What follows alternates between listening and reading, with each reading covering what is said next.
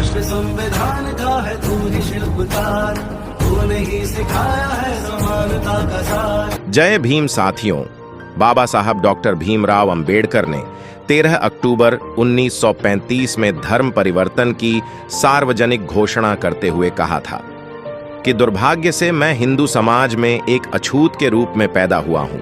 यह मेरे वश की बात नहीं थी, लेकिन हिंदू समाज में बने रहने से इनकार करना मेरे नियंत्रण में है और मैं आपको आश्वासन देता हूं कि मैं मरते समय हिंदू नहीं रहूंगा। बाबा साहेब ने यह घोषणा कोई जल्दबाजी में नहीं की थी, बल्कि बहुत सोच विचार कर यह निर्णय लिया था। बाबा साहेब ने हिंदू समाज को सुधारने, समता तथा सम्मानता प्राप्त करने के लिए तमाम प्रयत्न किए, पर उन स्वर्णा हिंदुओं का हृदय परिवर्तन नहीं हुआ। उल्टे उन्होंने बाबा साहब को निंदित किया, देशद्रोही कहा और यहां तक कि उन्हें हिंदू धर्म विनाशक कहा गया। तभी बाबा साहब ने कहा था, हमने हिंदू समाज में समानता का स्तर प्राप्त करने के लिए हर तरह के प्रयत्न और सत्याग्रह किए, परंतु सब निरर्थक हुए। हिंदू समाज में समानता के लिए कोई स्थान नहीं है। हिंदू समाज का यह भी कहना था कि मनुष्य धर्म के लिए है, जबकि बाबा साहेब का मानना था कि मनुष्य धर्म के लिए नहीं है, बल्कि धर्म मनुष्य के लिए होना चाहिए। बाबा साहेब ने कहा कि ऐसे धर्म का कोई मतलब नहीं जिसमें मनुष्यता का कुछ भी मूल्य नहीं, जो धर्म शिक्षा प्राप्त नहीं करने देता, नौकरी करने में बाधा पहुंचाता है, बात बात पर अपमानित करता है और यहां तक कि पानी तक नहीं मिलने देता। ऐसे धर्म में रहने का कोई मतलब नहीं। बाबा साहब ने हिंदू धर्म त्यागने की घोषणा किसी भी प्रकार की दुश्मनी में हिंदू धर्म के विनाश के लिए नहीं की थी, बल्कि उन्होंने इसका फैसला कुछ मौलिक सिद्धांतों को लेकर किया, जिनका हिंदू धर्म में बिल्कुल तालमेल नहीं था।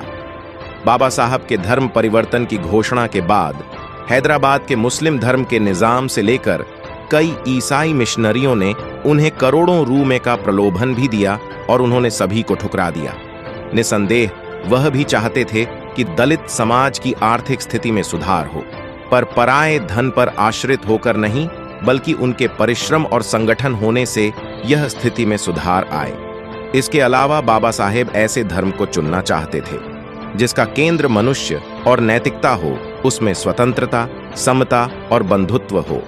वह किसी भी हाल में ऐसे धर्म को नहीं अपनाना चाहते थे जो वर्ण भेद तथा छुआछूत की बीमारी से जकड़ा हो, और ना ही वह ऐसा धर्म चुनना चाहते थे जिसमें अंधविश्वास तथा पाखंडवाद हो। बाबा साहेब बौद्ध धर्म को पसंद करते थे, क्योंकि उसमें 3 सिद्धांतों का समन्वित रूप मिलता है जो किसी अन्य धर्म में नहीं मिलता। बौद्ध धर्म प्रज्ञा, यह अंधविश्वास तथा अति प्रकृतिवाद के स्थान पर बुद्धि का प्रयोग, करुणा यानी प्रेम और समता यानी समानता, इसकी शिक्षा देता है। उनका कहना था कि मनुष्य इन्हीं बातों को शुभ तथा आनंदित जीवन के लिए चाहता है। देवता और आत्मा समाज को नहीं बचा सकते। बाबा साहेब के अनुसार सच्चा धर्म वही है जिसका केंद्र मनुष्य और नैतिकता हो, विज्ञान तथा बौद्धिक तत्व पर आधारित हो, न कि धर्म का केंद्र ईश्वर, आत्मा की मुक्ति और मोक्ष हो। साथ ही उनका कहना था कि धर्म का कार्य विश्व का पुनर्निर्माण करना होना चाहिए, ना कि उसकी उत्पत्ति और अंत की व्याख्या करना। बाबा साहेब जनतांत्रिक समाज व्यवस्था के पक्षधर थे, क्योंकि उनका मानना था ऐसी स्थिति में धर्म मानव जीवन का मार्गदर्शक बन सकता है। ये सब बातें उन्हें एकमात्र बौद्ध धर्म में मिली। बाबा साहेब ने धर्म परिवर्तन की घोषणा करने के बाद 21 वर्ष तक का समय लेने के बाद बौद्ध धर्म स्वीकार किया। इस बीच बाबा साहब ने सभी धर्मों का गहन अध्ययन भी किया। बाबा साहेब के द्वारा इतना लंबा समय लेने का मुख्य कारण यह भी था कि कहते थे कि जिस समय वह धर्म परिवर्तन करें, उनके साथ ज्यादा से ज्यादा उनके अनुयायी धर्मांतरण करें। बाबा साहेब के धर्म परिवर्तन का उद्देश्य बहुजन समाज को संगठित करना भी था, जो कि तमाम जातियों में बिखरा हुआ है। उन्होंने जरूर सोचा होगा कि बहुजनों का खुद का एक धर्म व संस्कृति हो, क्योंकि उन्होंने भली भांति अनुभव कर लिया था कि हिंदू धर्म में रहते हुए बहुजन समाज की उन्नति संभव नहीं। इसलिए उन्होंने बौद्ध धर्म का मार्ग दिखाया। बाबा साहेब ने 1935 में येवला में कॉन्फ्रेंस में जब धर्म परिवर्तन की घोषणा की थी, तब सारे हिंदुओं ने जबरदस्त विरोध किया। यहां तक कि कांग्रेस के पिट्ठू जगजीवन राम जैसे हरिजनों ने भी जगह जगह जाकर धर्म परिवर्तन के विरोध में सभाएं संबोधित की थीं। इन लोगों ने बाबा साहेब को धर्म परिवर्तन न करने के लिए खूब जोर दिया, पर बाबा साहेब का यह अटल फैसला था। उन्होंने किसी की परवाह किए बगैर 23 सितंबर 1956 को बौद्ध धर्म अपनाने की तिथि की घोषणा की। इस घोषणा के बाद हिंदुओं व आर्य समाजियों में टहलका मच गया। बाबा साहेब 12 नवंबर 1956 को नागपुर पहुंचे। तभी से देश भर से उनके अनुयायियों के आने का सिलसिला जारी हो गया। बहुत से स्त्री पुरुष बच्चे जिनके पास पैसे नहीं थे, वह मीलों पैदल चलकर आए। कुछ लोग अपनी चीजों को बेचकर रेलगाड़ियों व मोटर गाड़ियों से पधारे। यह सब अपनी हृदय संग्रात बाबा साहेब के साथ हिंदू धर्म से मुक्ति पाने के लिए आ रहे थे। 13 अक्टूबर 1956 को बाबा साहेब ने पत्रकार भेंट वार्ता की। इस दौरान उन्होंने कहा कि वो हीनयान या महायान बौद्ध धर्म को नहीं अपनाएंगे, क्योंकि उसमें अंधविश्वास और कुरीतियां आ गई हैं। इसलिए वह बुद्ध की शिक्षाओं का ही अनुसरण करेंगे, जिसे नवयान नाम दिया गया। उन्होंने सभी को नवयान के रूप में एक शुद्ध बौद्ध धर्म दिया, जिसमें अंधविश्वास और कुरीतियों का कोई स्थान नहीं। 14 अक्टूबर 1956 को सुबह बाबा साहेब जल्दी उठे और नहा धोकर दीक्षा भूमि की ओर रवाना हो गए। मार्ग में दोनों तरफ बेशुमार भीड़ थी। लोगों में बड़ा उत्साह था।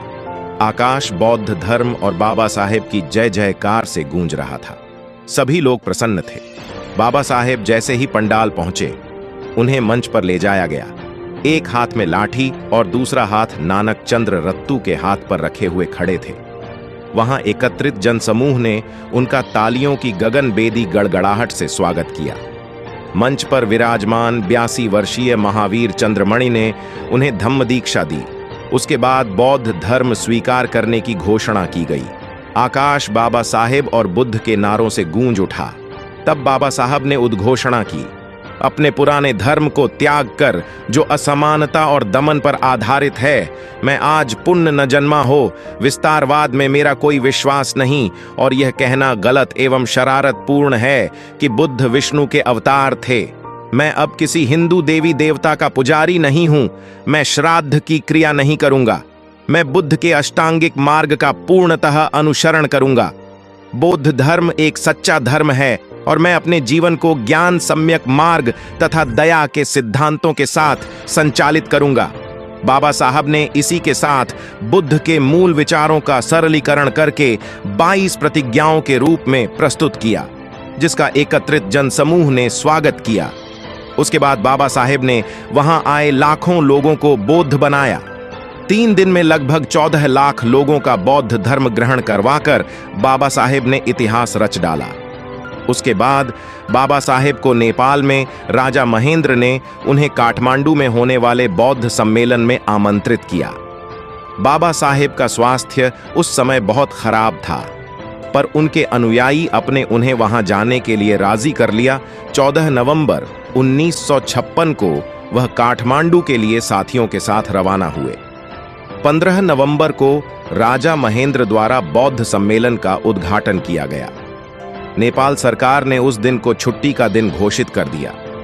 बाबा साहेब जब वहां बोले तो संपूर्ण भीड़ ने उनका जय घोष किया और उनका जबरदस्त स्वागत हुआ। जबकि भारत में बौद्ध धर्म अपनाने के बाद उनका किसी भी हिंदू नेता व विद्वान ने स्वागत नहीं किया था। वहां पर उमड़ा जन समूह चाहता था कि बाबा साहेब कार्ल मार्क्स और बुद्ध पर भाषण दें। तब उन्होंने मार्क्स और बुद्ध के विचारधारा में भेद भी बताया। 2 दिसंबर 1956 को अशोक विहार में दलाई लामा इनकी स्वागत में, जो बोध गया में बुद्ध की 25वीं जयंती में पधारे थे, इस आयोजन में भी बाबा साहब ने भाग लिया। 4 दिसंबर को बाबा साहब राज्यसभा में भी गए। इसके बाद बाबा साहेब को 16 दिसंबर को मुंबई में धर्म परिवर्तन की दिशा देने के लिए जाना था। जहां वो नहीं जा सके, उससे पहले ही उनका 6 दिसंबर 1956 को महापरिनिर्वाण हो गया। बाबा साहेब ने अपना सारा जीवन शोषित वंचित समाज के उद्धार के लिए समर्पित कर दिया था। और 14 अक्टूबर 1956 को बौद्ध धर्म के रूप में मार्ग बताकर हमें नया जीवन प्रदान किया। इसलिए हमारा भी कर्तव्य है कि उनके प्रभुत्व भारत के सपने को साकार करने में अपना योगदान दें। दोस्तों, आज की वीडियो में बस इतना ही। वीडियो पसंद आई हो तो एक लाइक करें और हाँ, कमेंट बॉक्स में जय भीम जरूर लिखें। इस चैनल पर मैं सिर्फ बाबा साहेब के जीवन से जुड़ी छोटी बड़ी सभी जानकारी लेकर आता रहता हूँ। राष्ट्र संविधान का है तू ही शिल्पकार, तूने ही सिखाया है समानता का सार।